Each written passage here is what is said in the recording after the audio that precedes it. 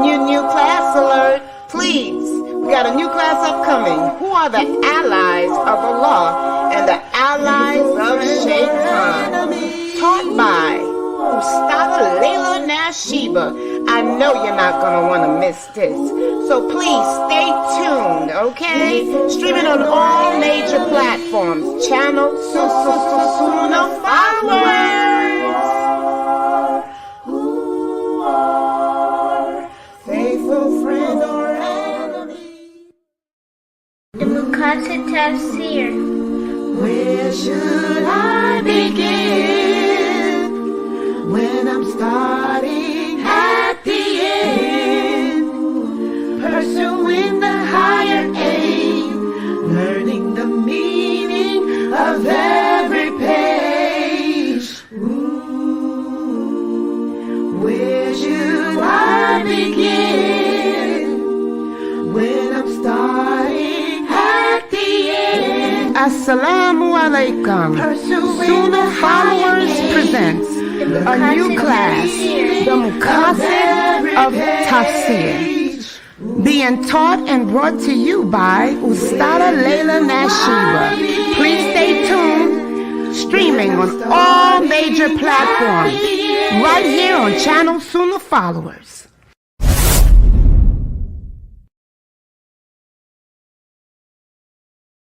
Assalamu alaikum wa rahmatullahi wa barakatuh, my dear brother and sister. I just saw Brother Muhammad here in Salat al-Jum'ah, alhamdulillah. It's an honor to speak on a very important topic. I just discussed with Brother Muhammad, and Brother Muhammad is going to speak with you, inshallah. Inshallah. But Tuesday, inshallah.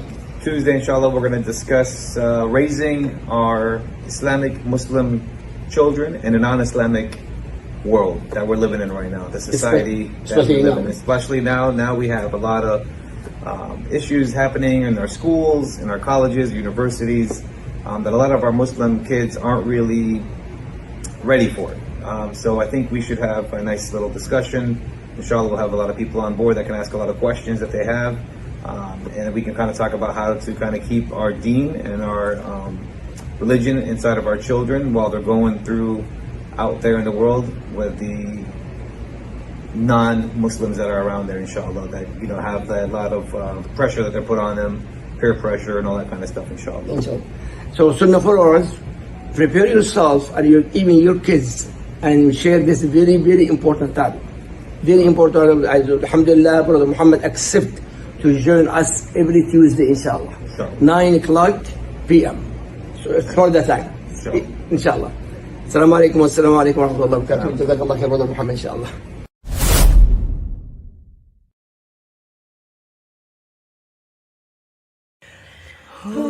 Assalamu alaikum. Sunnahfollowers is excited to bring to our viewers another treat that will awaken, clarify, and widen our understanding of this beautiful way of life. We are excited to welcome Dr. Daniel Abdul Rahman McBride, who will be joining us each Thursday at 6 p.m. Eastern for a special class geared to the new shahadas in facing contemporary issues of today. Dr. Daniel Abdul Rahman McBride is a renowned author of many books, including Who is Right, Who is Wrong, and Why, which is a comparison of Islam, Christianity, and Judaism. He has been featured on many popular programs as he breaks down Islam to the viewers from a lens of clarity. Stay tuned, streaming on major platforms, channel Sunnahfollowers. Assalamu alaikum. Sunnahfollowers presents a new and exciting course to add to your Islamic learning and development. Interpretation in Living with the Quran, taught by Sheikh Saad Hassanin, considered to be one of the most accomplished scholars of Quranic science in the United States. He is a member of AMJA, the Assembly of Muslim Jurists of America. He holds a PhD in Islamic Studies, professor at IUM. His specialty is in 10 different styles of Quranic recitation and jurisprudence. Classes will be held every Thursday at 8 p.m. Eastern, streaming right here on Sunnahfollowers.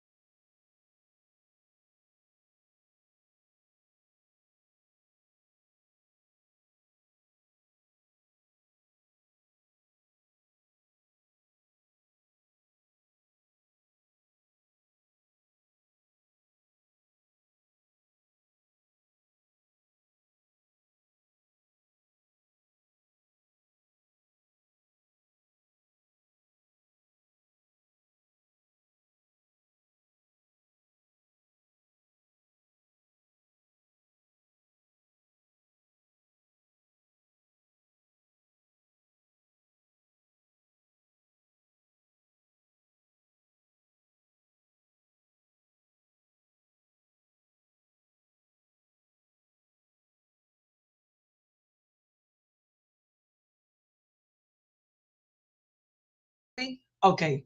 Thank you for telling me. I was sitting here just talking. Let me start over again. Ina alhamdulillah wa salat wa salam ala wa rasulullah.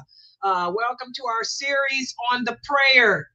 And I was saying that tonight, what I'm going to do is speak about the mosque and its sanctity, and also some of the rules in regards to the mosque. A lot of you ask me about praying the 2 rakats that you pray when you go to the mosque. A lot of you ask me, are there certain rules and regulations that have to be maintained and honored in regards to the mosque?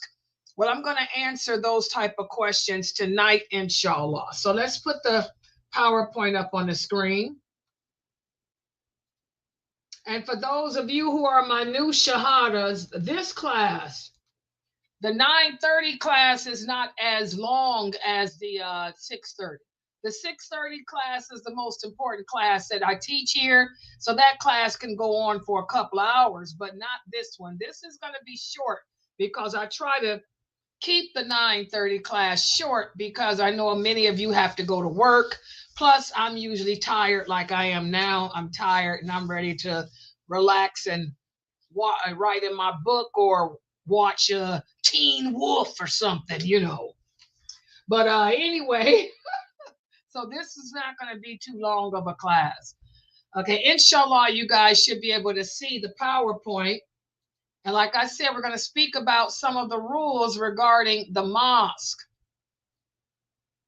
And as always, when I use this PowerPoint, is from one of my old PowerPoints, and it's so small I can't read it, so I have to use my other computer here. Okay, first of all, guys, let me make something important. Stress something that's important to the new shahadas too. One of the things that Allah did for us that he didn't do for the Jews or the Christians or the people that came before us is he gave us a special blessing. And that blessing is that the entire earth is a mosque for us. What does that mean? That means that we can pray anywhere on this earth except for a pasture of a camel. But I can pray outside. We can pray in a park. We can pray anywhere. You know, the entire earth is a place where we can pray. And this is something that's specific just for us. We have this hadith, whereas the Prophet sallallahu alaihi wasallam was asked, what was the first mosque ever created? And I want y'all to understand this. This is a good trivia question. What was the first mosque ever built on earth? The first mosque built on earth was Masjid al-Haram, the mosque in Mecca. And then the second mosque that was built is Masjid al-Aqsa, the one in Jerusalem. And the Prophet was asked how much time was there between the building of the two.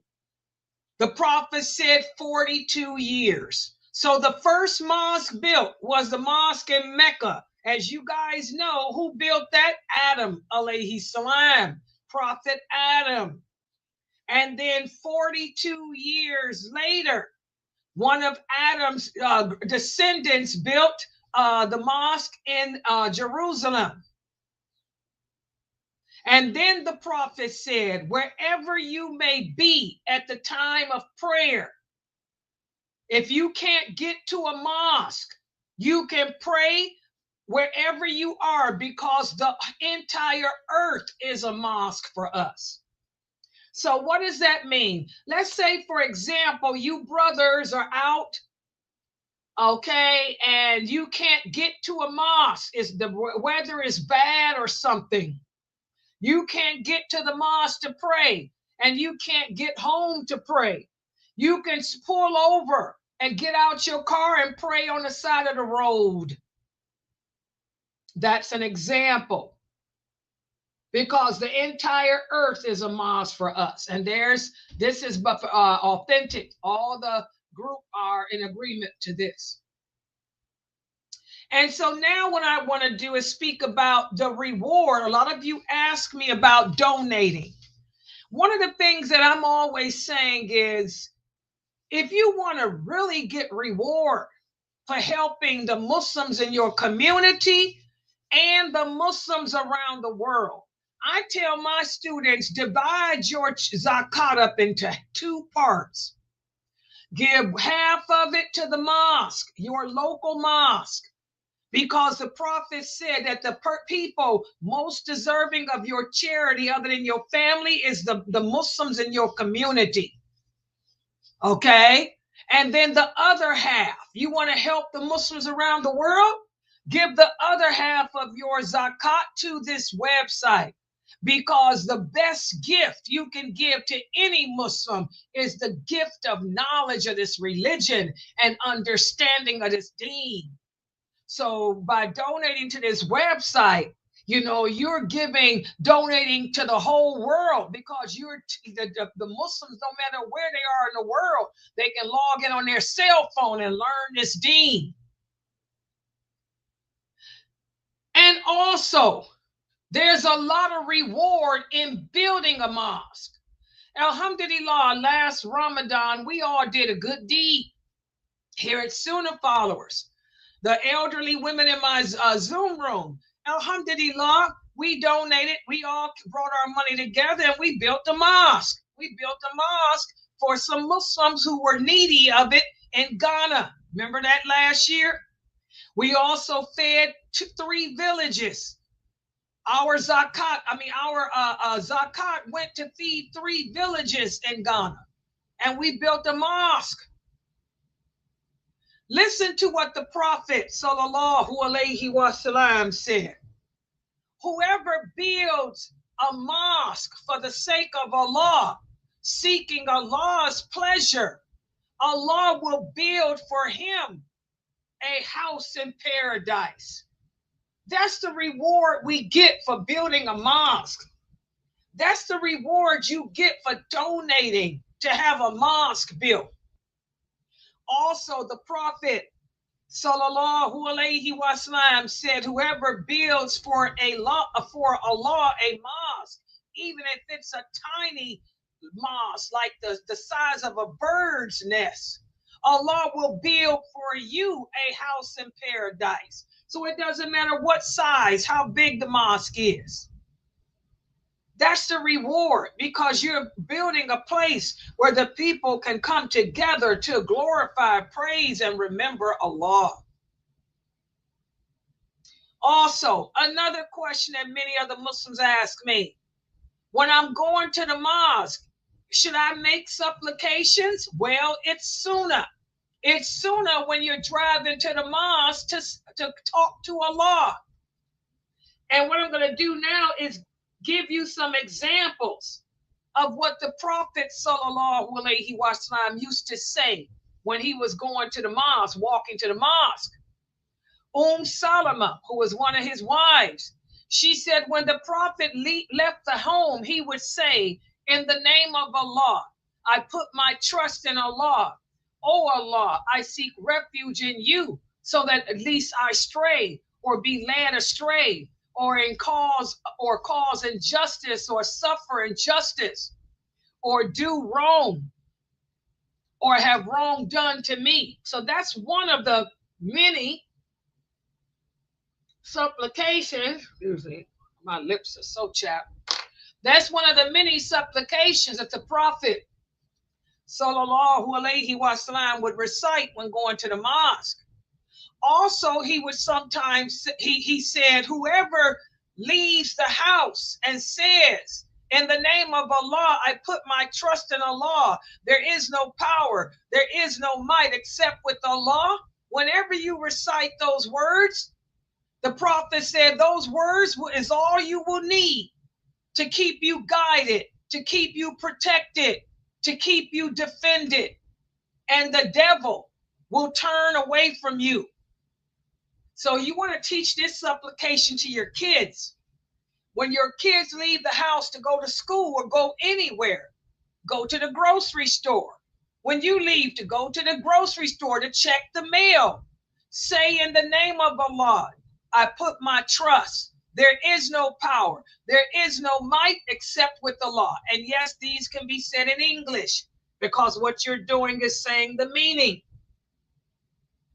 Also, we have this hadith, whereas the Prophet sallallahu alaihi wasallam left for the mosque and he said, "Oh Allah, make light in my heart and light in my vision and light in my hearing and light on my right and light behind me and light in my nerves and light in my flesh and light in my blood and light in my hair and light in my skin."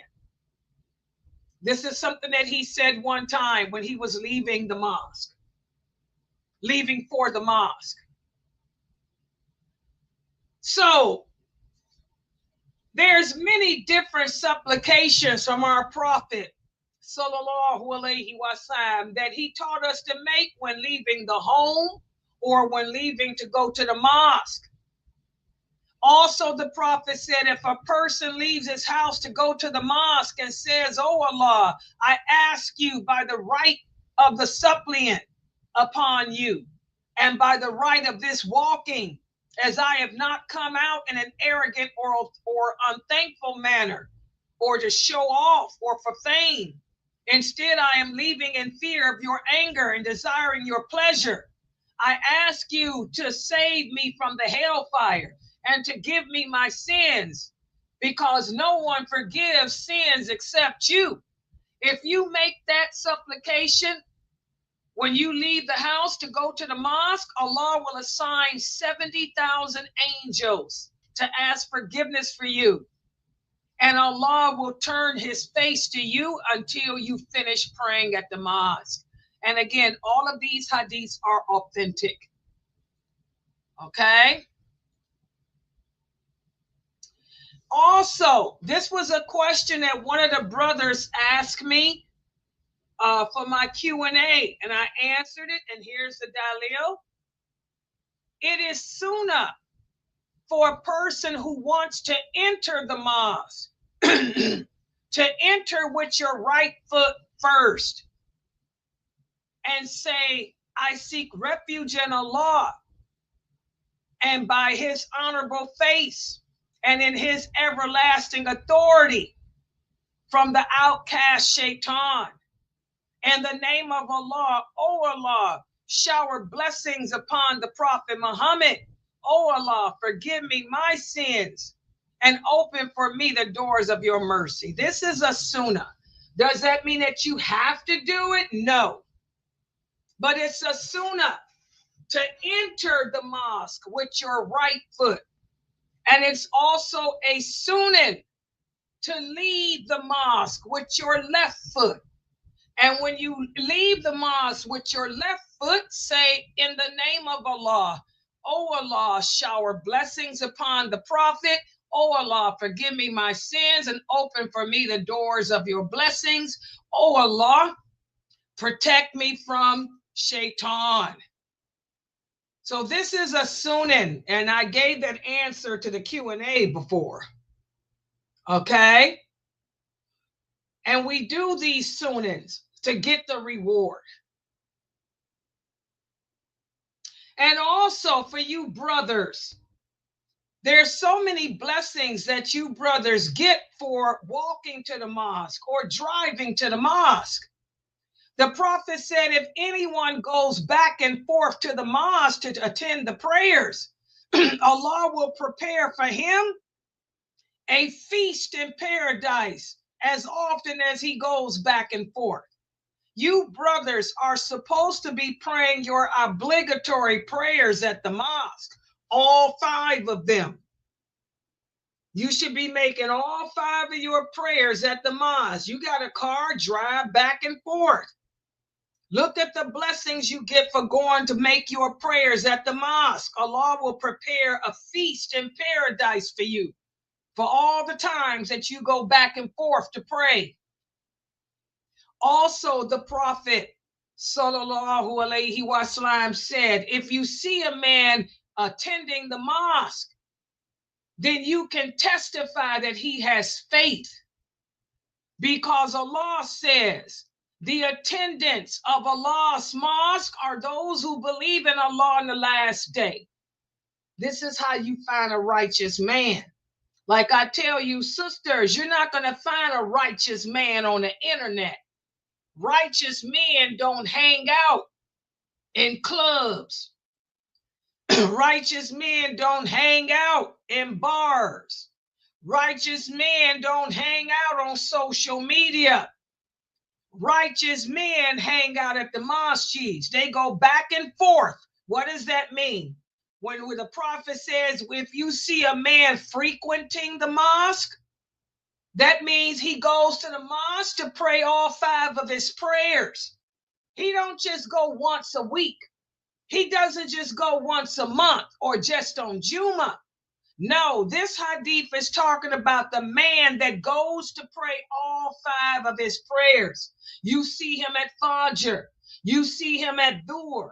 You see him at Asr. You see him at Maghrib. And you see him at Isha. That's a man who is righteous, because only the righteous do that. Okay? And if you sisters are looking for marriage, well, first of all, you have to be a righteous woman, because righteous men are only for righteous women. Like I told you sisters yesterday, some of you got to clean up your lifestyle. You sisters that can't control your private parts, y'all got some other issues going on. These type of men are not going to marry you. I'm sorry, you sisters who can't control your sexual desires, you're not going to find a man like this, because a man like this has fear of Allah, and he fears disease, and he fears you not guarding in his absence what he would have you guard. So you can forget it. Until you sisters learn to master your private parts, you won't get this type of man. You will be lucky to get the kind of man that comes to the mosque once a year, to be honest. You'll be lucky to get the Ramadan Muslim.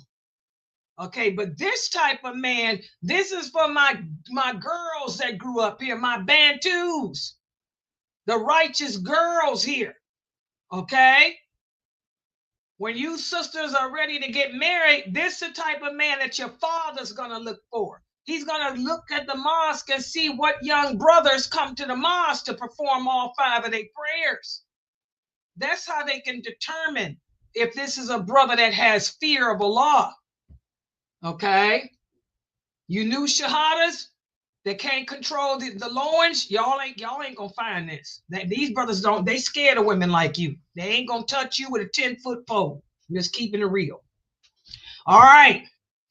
Also, the Prophet sallallahu alaihi wasallam said, if anyone purifies himself at home and then walks to the mosque to fulfill the obligations laid down by Allah, then for each step that you take, one of your sins will be erased, and Allah will raise you up to a higher degree. This is the virtues. When you brothers talk about how far you live away from home, look at all the sins being erased. As you're driving, that's a 45-minute drive. I think about Sister Layla's husband. He's 45 minutes from a mosque. Every time he drives to the mosque, every step that car takes, a sin of his is being erased, a minor sin. And he's been raised up in his degree closer to Allah. Okay? So you don't sit there and say, I live too far. Get in that car and hustle. Get to that mosque and get them sins forgiven. Okay? And a lot of you ask about, excuse me, my allergies. A lot of you ask about the 2 rakat prayer. The Prophet sallallahu alaihi wasallam said, whenever you come to the mosque, you should pray 2 rakats before you sit. And it means exactly that. If you sit down, it's too late. In other words, when you first enter the mosque, you're going to enter with your right foot. And then you're going to immediately go into the masala and make 2 rakats. You're not going to go and sit down and then say, oh, let me go do it. If you sit down, it's too late. And again, you get blessings for those 2 rakats. Now, is this an obligatory prayer? No. If I don't do it, will Allah curse me for it, or will I lose? No. It's not an obligatory prayer. Okay, but it's something that is strongly, highly encouraged for anyone to do when they enter the mosque. The 2 rakats. And now we're going to talk about the 3 best mosques for praying. The Prophet sallallahu alaihi, and again, all these hadiths about the virtues of praying in the mosque apply to men, not women. New shahadas, don't get it twisted. A woman gets more blessings praying in her bedroom, in her house, than at any mosque. Any hadith you read about the virtues of congregational prayer, the virtues of praying in the mosque are all aimed at men, not women. The Prophet sallallahu alaihi wasallam said prayer in the mosque in Mecca is like 100,000 prayers made anywhere else. Prayer in the mosque in Medina is like 1,000 prayers prayed anywhere else. And prayer in the mosque in Jerusalem is like 500 prayers elsewhere. So here you can see the best mosque to pray in for reward is the mosque in Mecca. That was the first mosque built. Then the second mosque to pray in is a mosque in Medina. And then the third mosque to pray in with the most blessings is the one in Jerusalem. And a lot of people say, well, why wouldn't Jerusalem be second? Since it's the second, the mosque that was built secondly. Well, the answer is easy. Because the Prophet Muhammad perfected the sunnah of every prophet that came before him. And like we said in our previous class, even if Jesus, and when Jesus does come back, he has no choice but to reinstate the sunnah of the Prophet Muhammad. The Prophet Muhammad is the one who perfected not only his mission, but the mission of all the other prophets that came before him. So of course his mosque, it brings more reward than the mosque in Jerusalem. Okay? And this hadith is authentic. And here's another hadith where the Prophet sallallahu alaihi wasallam said, offering prayer in my mosque is better than 1,000 prayers anywhere else, except for the mosque in Mecca.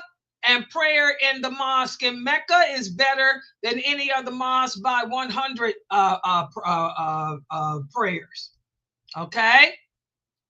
And also, you guys know the hadith, if you go on a journey, he's talking about the companions who lived in that part of the world.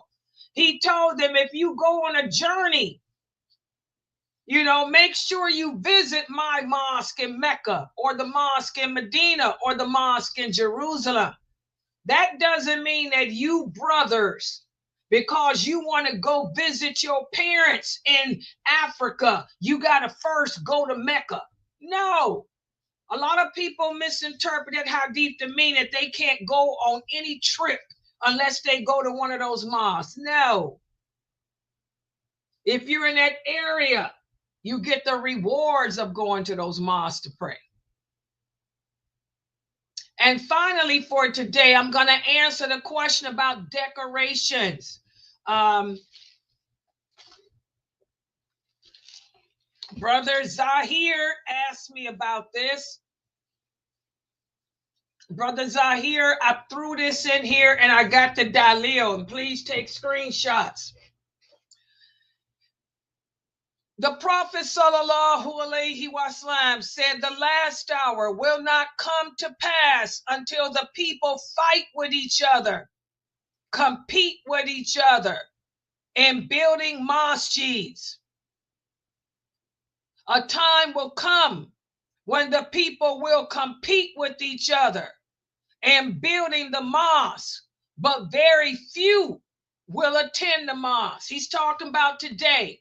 All of these hadiths speaking about what's going to happen before the war against Islam. This is another one. It's already happening. Mosques on every corner, even here in America. You go to some of the cities here in America, there's a mosque on every corner, but ain't nobody in there praying. They praying in Times Square, in the streets, which the Prophet said ain't of no reward compared to no mosque. Okay? Also, the Prophet sallallahu alaihi wasallam said, I have not been commanded to build high and lofty mosques. You will certainly embellish them. That means decorate them as the Jews and Christians decorated their places of worship. These hadiths are authentic. We're imitating them in everything. Look at how many mosques. This is your Dalil, Brother Zahir, because evidently Brother Zahir is fighting with his board at his mosque about this now. They want to put decorations in the mosque. Yes, you are correct, Brother Zahir. It's one of the signs of the last hour. And here's all the Dalil. Okay? We have another hadith where Umar, may Allah be pleased with him, ordered mosques to be built. And he would say, protect the people from the rain. Beware of red and yellow decorations, because these decorations they put on the mosque may distract the people. This is authentic too. The companions didn't put all that those lavish decorations on their mosques. They wanted the people to, their khushu' to be on Allah and not on just easily distracted. And also, it's from the sunnah to keep the mosques clean and smelling good, not smelling like urine. A lot of these masajids smell like urine from the kids, or they smell like bad spices from the women. Some even smell like fish from the women. Well, we have this hadith where the Prophet sallallahu alaihi wasallam ordered that mosques be built in residential areas and that they be kept clean and perfumed. Okay? He ordered us to build the mosque. This is from Aisha, radiyallahu anha. She said he ordered us to build the mosque in the residential areas, to build them well and to purify them. Abdullah would burn incense when Umar would sit on the pulpit. So the mosque should be clean and sweet smelling. Also, Anas tells us that the Prophet sallallahu alaihi wasallam said, the reward of my nations were placed before me, even for removing a speck of dust from the mosque. So look at all the blessings you get for removing even a speck of dust. Take a screenshot of all these hadiths, Brother Zahir, and you can present them to your board meeting. And thank you. You're welcome. You're welcome for Sister Layla doing the work for you. Tell them Sister Layla did the work. You got it? Wait a minute. He said, hold on for a second. Okay, let me, yeah. You don't know what you mean you don't know how to take a screenshot? Oh, you got it? Okay. All right. Okay. So that's what I wanted to go.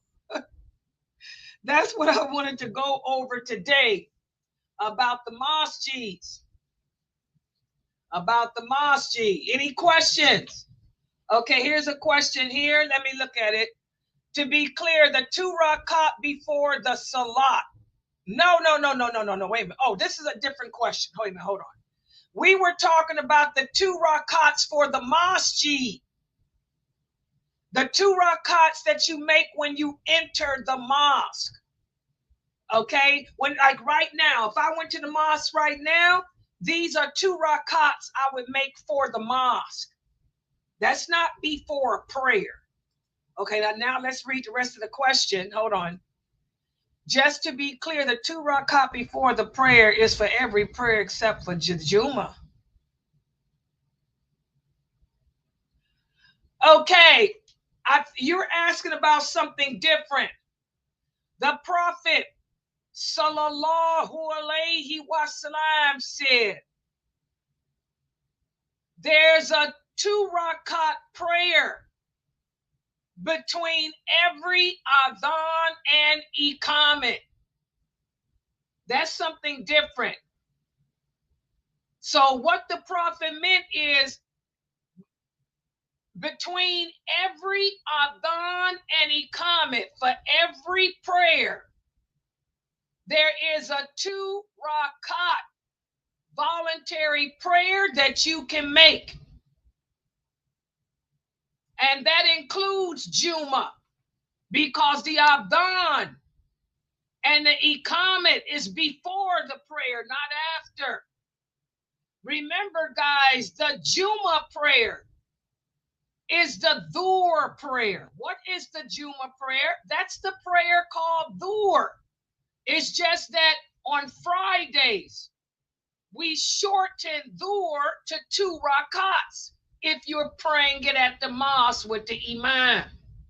But that's what that is. That's the Dhuhr prayer. Okay? So if you see some people praying 2 rakats after the adhan for Juma, there's nothing wrong with that, because that hadith is authentic. It's Sahih Bukhari and Muslim. The Prophet said between every adhan and every iqamah is a 2 rakat prayer for anyone who anyone who wants to pray it. That hadith is authentic. And that includes Friday too. Yes.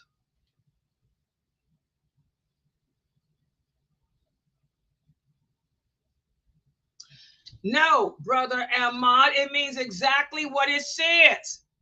Whenever the adhan is pronounced to let you know that the time for prayer is in.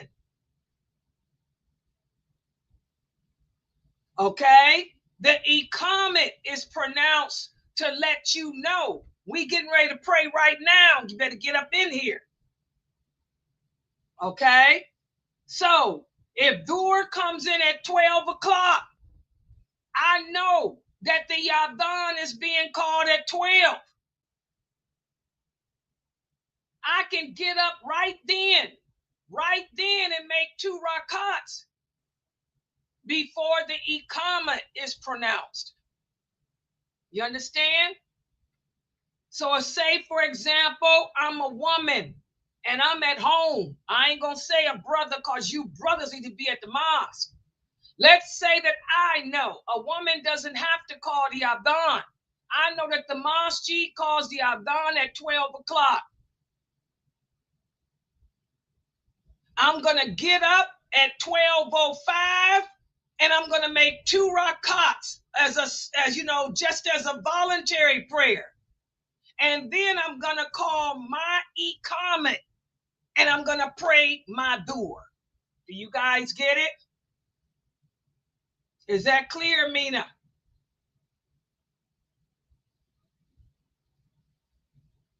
Yeah, that's clear. That's a voluntary prayer that anybody can pray before the prayer.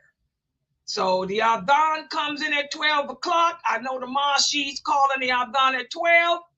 I'm getting ready to pray at 12:05. So I'm gonna get up, make my my 2 rakats, then call my iqamat and make my prayer. Just that simple. Islam is easy. Brother Ahmed, I answered this question before.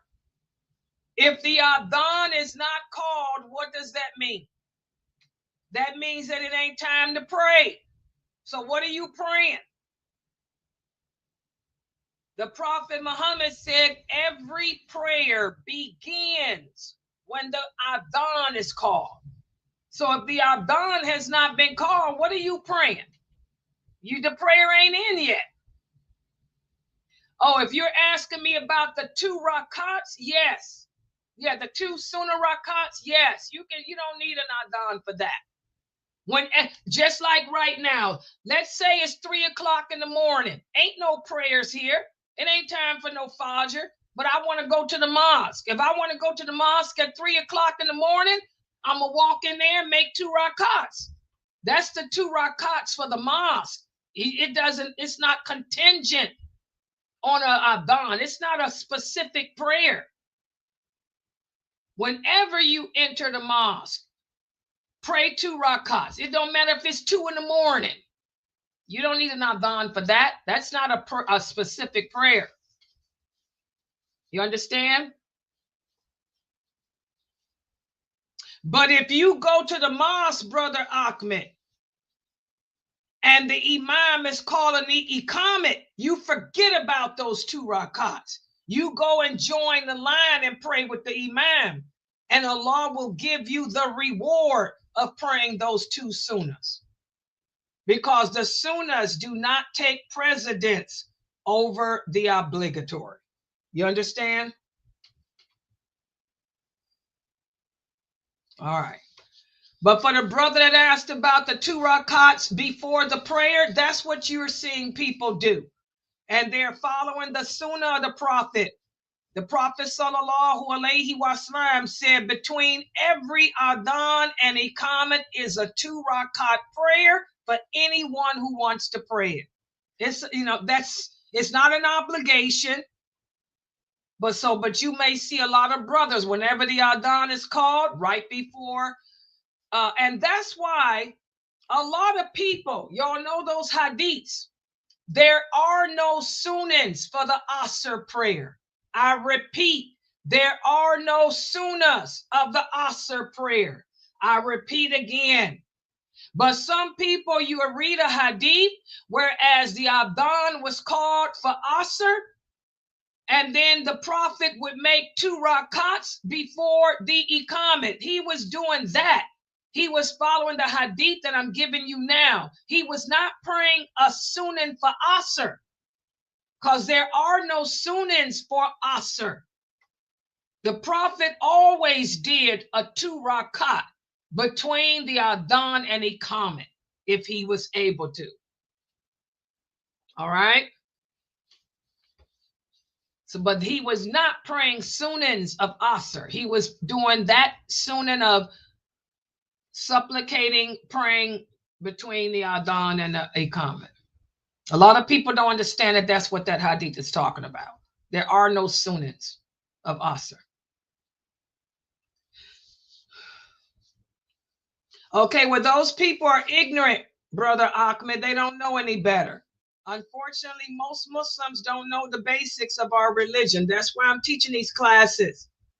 Most Muslims do not understand the basics.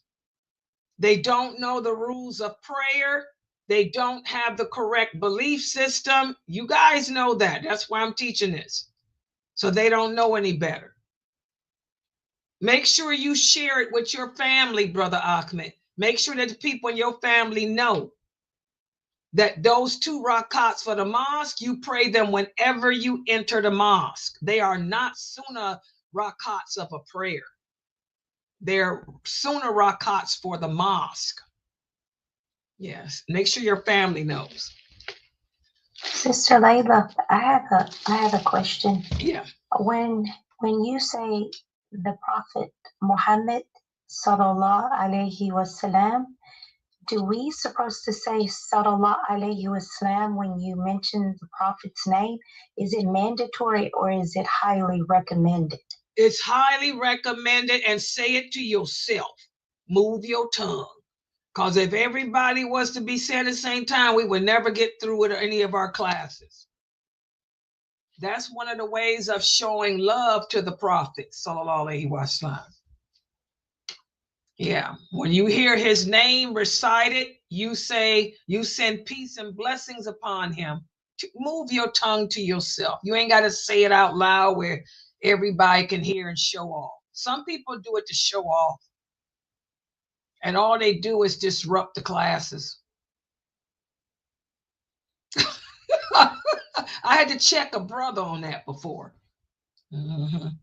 You know, he's your Quran teacher. He used to do that. I didn't check him. Sheikh Morsi did.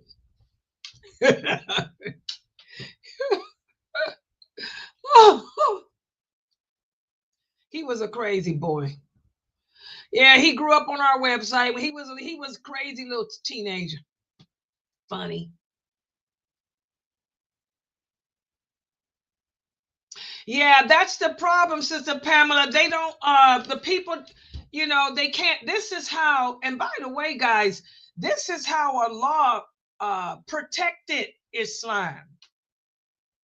You cannot teach yourself this religion. You can read all the hadith books. All the hadiths are in these books. They're right there in the books. But when you read it, you're not going to understand it. It's not going to make sense to you. That's the way Allah protected this deen.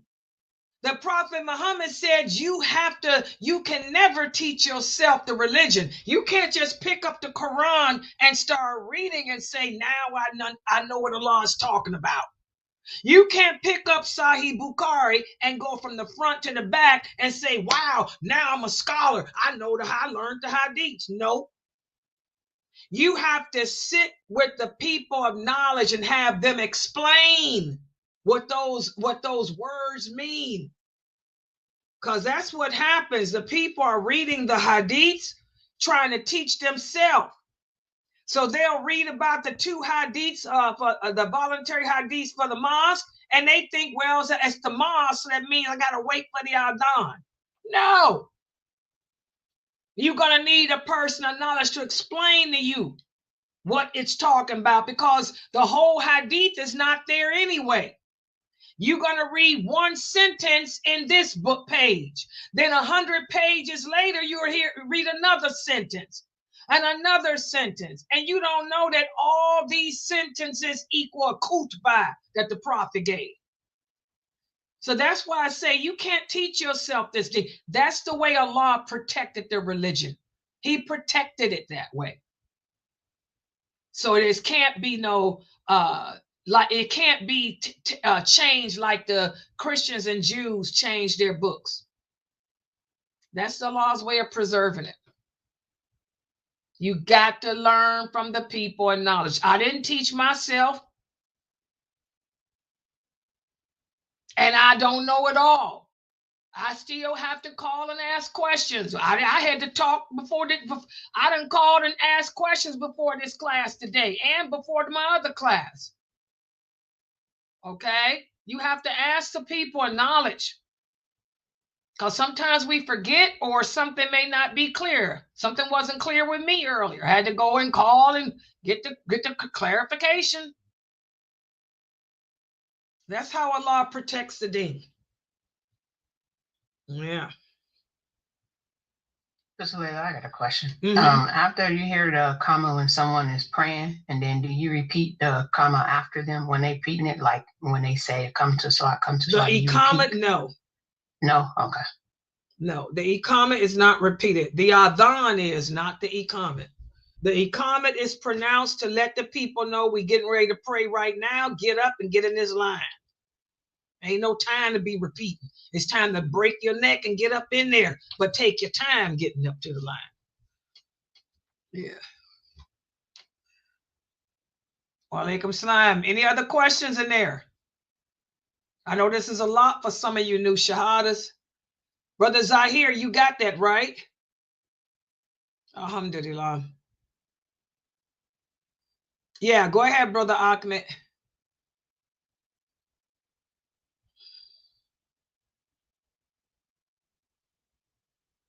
Yeah, that's a whole different topic, Brother Ahmed. I mean, not Ahmed, Brother Zahir. Exactly. No, the Prophet didn't have that on his mosque. Yeah, this is what, yeah, a lot of these mosques are doing that. And we're imitating the Christians and Jews. You know, wanting to put gold. What's the point in putting gold in a mosque? You know how much money that's going to cost? We got Muslims starving all over the world, and they want to spend money on gold walls. Come on. Yeah, that's exactly. I agree with you, Brother Zahir. I agree with you 100%. Yeah. Layla, are you teaching from a book I was supposed to order, or is this your old stuff? What are you teaching from? My old Is PowerPoint. No, this is the same okay. PowerPoint I've been teaching for years. That's why the print is so messed up. I can't even, I got to look on here. It's too little. This is my PowerPoint. Yeah. Do we say sallallahu? What is this? I don't know what you typing, Brother Ahmed. No, Brother Ahmed, when the iqamat is complete, you stand in line and wait for the imam to say Allahu Akbar. You shouldn't be saying nothing. When the iqamat is being pronounced, you should be lining up in line, shoulder to shoulder, ankle to ankle.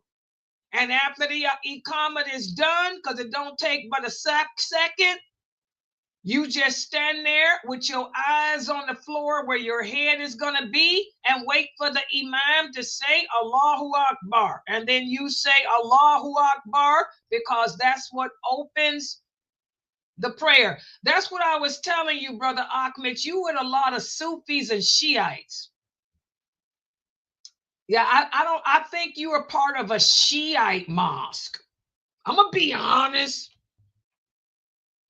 Because some of the stuff that you be asking me ain't even Sufi. I kind of think you hanging with Shiites, bro. Sister Layla, that's the same question I was asking, because I heard some brothers say that after that. That's why. What, after the iqamat? What he just said. Yeah, that's what. What are they saying? Because when you say the iqamah, and then you know how it comes to salat, and then you say Allahu Akbar, Allahu Akbar, I hear some people repeating what they saying. The same thing he's saying. So well, they're ignorant. That's where you don't repeat the iqamat, you repeat the adhan. Yeah, these people are crazy. Yeah, I don't know what they're doing. But I think Brother Ahmed is with some Shiites, because his stuff that he be typing is really weird. Yeah. Yeah, Brother Ahmed, no, the companions did not repeat the iqamat after the call. So yes, that would be innovation.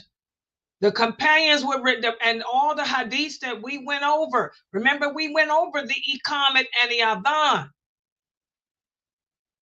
You repeat the adhan after the caller, not the iqamat. Most people ain't even going to be hearing the iqamat. They getting ready.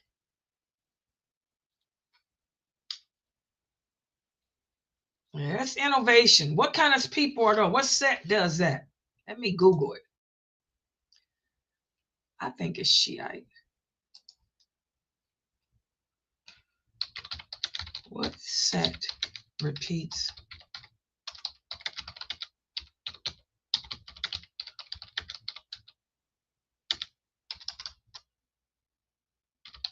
There's so many sets and groups. I don't know.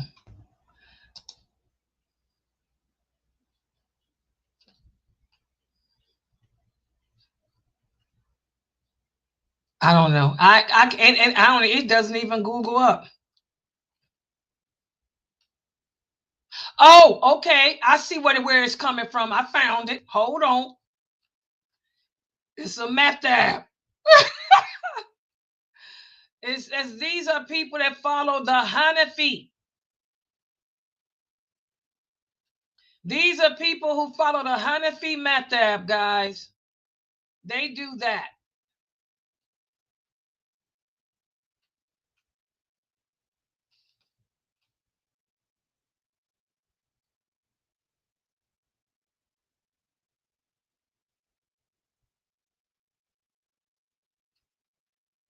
For what he's talking about anyway.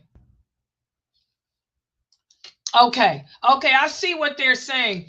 Okay, I see what he's asking too. Okay, there are some madhabs. There are some madhabs that say that, they don't say that you have to do it, but there are some madhabs that do encourage y'all to repeat the iqamat. The iqamat, but not what you wrote, what he typed, Amina.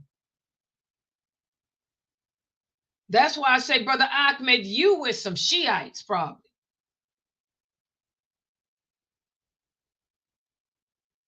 He's saying, Mina, wherever he's praying with, after they're done, they say Salawallah, he was some whatever this is he typed. You're saying that they repeat the comment. Yeah, y'all asking two different questions. For your answer, Sister Mina, the Hanafis do that. For his answer, nobody, I don't know where his people get that from. That sounds like some Shiites.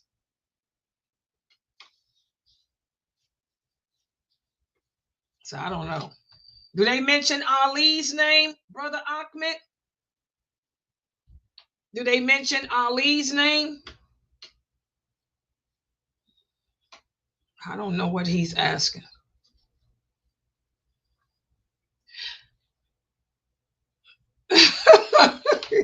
Yeah, it's so much out there. I don't know, man. They got some crazy stuff going on. I was talking earlier. It's so much crazy stuff out there going on. It's hard to keep up with it.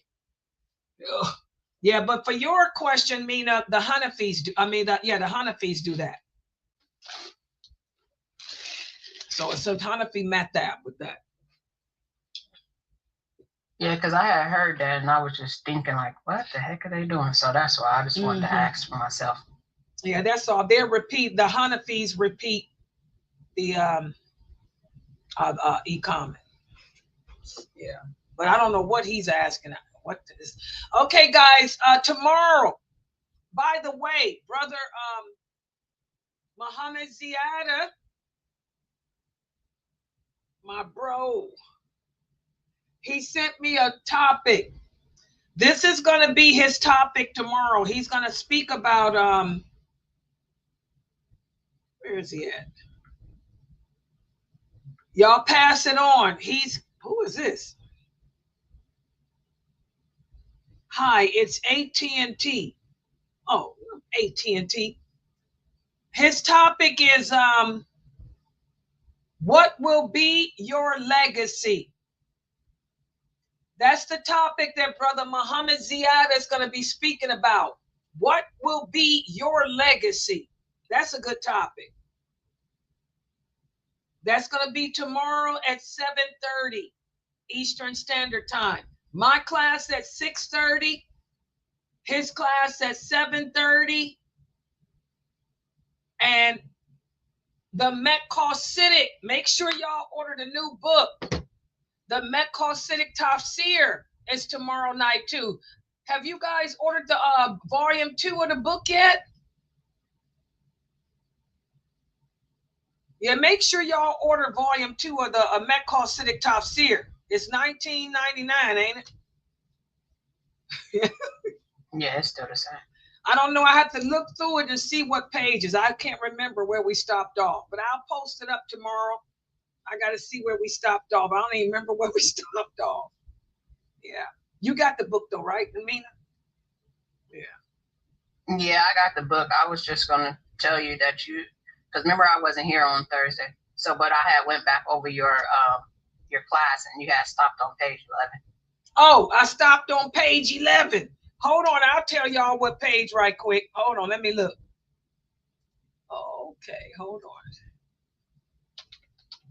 Let me tell y'all what page. Books. I stopped on 11. Oh. You know, this book ain't as big as long as the first one, is it? How many pages is the book? It's Because the other one was a big book. This one don't seem like it's a big book, is it? 145. Oh, that's all? It's 145. Whereas the other one was like 300 or something, wasn't it? Yeah, that was the first book. But remember, the other book was kind of. Well, the other one is the next one is less pages than this. So they get the page, they're not as big. The first one was the science. That's why it was so much. Okay, I stopped at page 11. Okay, so I start chapter part 1. Oh, this is going to be good, guys. Tomorrow's going to be good because we're going to go into the hardened heart. Girl, let me see if he's using my teacher stuff. Remember, I taught about the hard heart, guys. Oh, yeah, this is my stuff. I can tell y'all we're going to be covering pages 13 through. This is my stuff, girl. Oh, God, I don't know where to stop with this. I don't know. Let me see. The introduction, the phenomenon.